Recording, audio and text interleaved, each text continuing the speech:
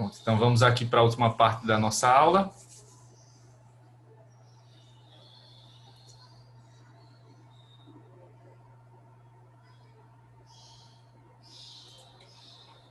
Só lembrando que hoje foi o último grupo, né, que apresentou seminários, eram só 3. Então, próxima aula já voltamos ao nosso ritmo normal. Só o Guilherme que vai responder a uma pergunta, mas aí durante a aula eu já faço isso, é rapidinho. E só lembrando também para vocês, se vocês estiverem aí com o tempo disponível, 11 horas vai ter uma banca. Ia ter uma banca agora de 10 horas, mas ela foi adiada para a próxima sexta.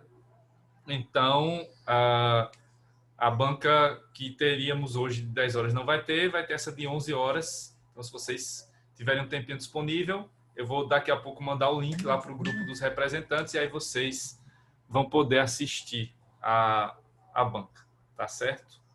Às 11 horas. É uma banca de direito penal.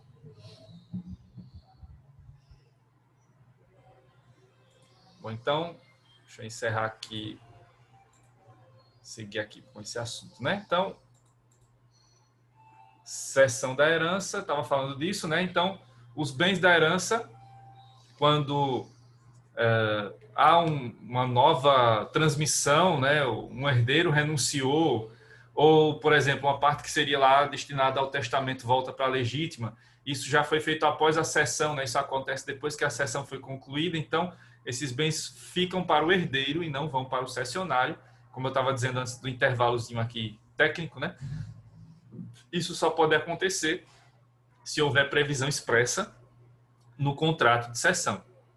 Se não houver previsão, então vale o que está aqui na lei, né, que prevê o seguinte, no 1791, parágrafo 1º, os direitos conferidos ao herdeiro em consequência de substituição ou de direito de acrescer presumem-se não abrangidos pela cessão feita anteriormente. Então, veja que está o presumem-se, né, e é esse aí que dá a abertura para que, num eventual contrato de cessão, exista uma cláusula que mencione expressamente a possibilidade de que essas futuras aquisições também façam parte da cessão.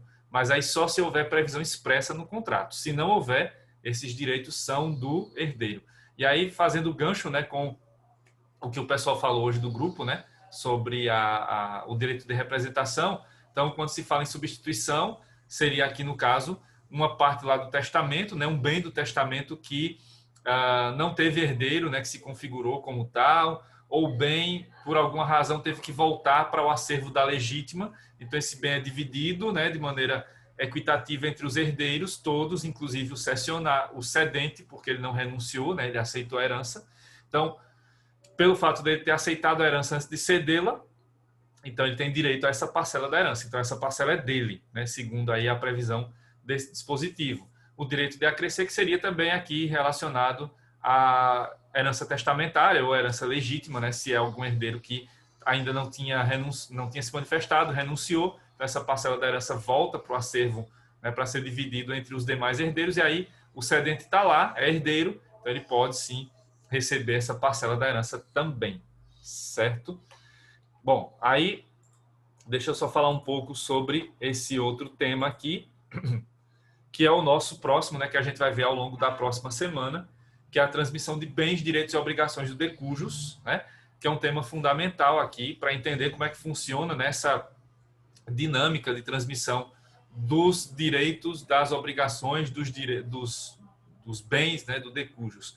Como eu tenho falado desde o começo aqui, né, temos aqui não só a transmissão do que é positivo, né, da parte boa da herança, que são os créditos, né, os direitos, os bens, mas também temos aqui a divisão, né, e a partilha da parte que não é boa, né, que são os débitos.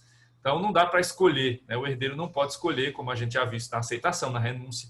O herdeiro não pode escolher quais são os bens que aceita e que renuncia individualmente. Então, ele não pode escolher se vai ficar só com a parte boa, os créditos, e vai renunciar aos débitos. Então, quando o herdeiro recebe essa herança, ele recebe com tudo, né? Com créditos e débitos.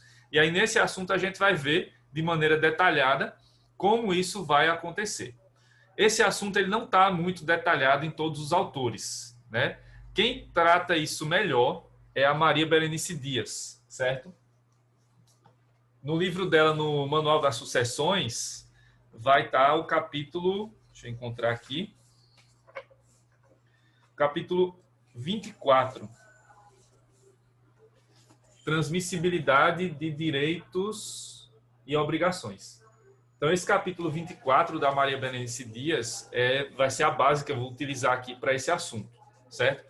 Outros autores vão mencionar algumas coisas, como o Paulo Lobo, o Pablo Stolze, o Silvio Venosa e tal. Mas da maneira que eu vou colocar aqui, bem esquematizado, né, bem colocado, ponto a ponto, quem vai tratar melhor disso é a Maria Berenice Dias. Então, recomendo que vocês vejam a possibilidade, né, de conseguir pelo menos esse capítulo para dar uma estudada sobre isso, né, em relação a esse tema. E aí a gente vai estudar basicamente o que aqui? A questão da transmissão de direitos patrimoniais, né, incluindo os efeitos patrimoniais de alguns direitos que são, por exemplo, direitos da personalidade, né, que a gente não considera direitos transmissíveis, mas existem seus efeitos patrimoniais que podem ser transmitidos. Vamos falar sobre direitos, sobre as obrigações mesmo, né? Obrigações de dar, fazer e não fazer, obrigações alimentares, ou seja, sobre a pensão alimentícia, e outros temas, né? Sobre, por exemplo, questões né, previdenciárias, como não necessariamente previdenciárias, mas sobre previdência privada, né, que não é, apesar do nome, né, não é um plano de previdência, mas é mais um seguro, né, vamos dizer assim. Então, tem essas questões, né, que vão ser abordadas aqui e que aí, a partir da quinta-feira, eu vou ver isso com vocês com mais detalhes, certo? Bom, por hoje é só. Então, bom fim de semana para vocês e a gente se vê na próxima quinta-feira. Tchau. Tchau. Tchau.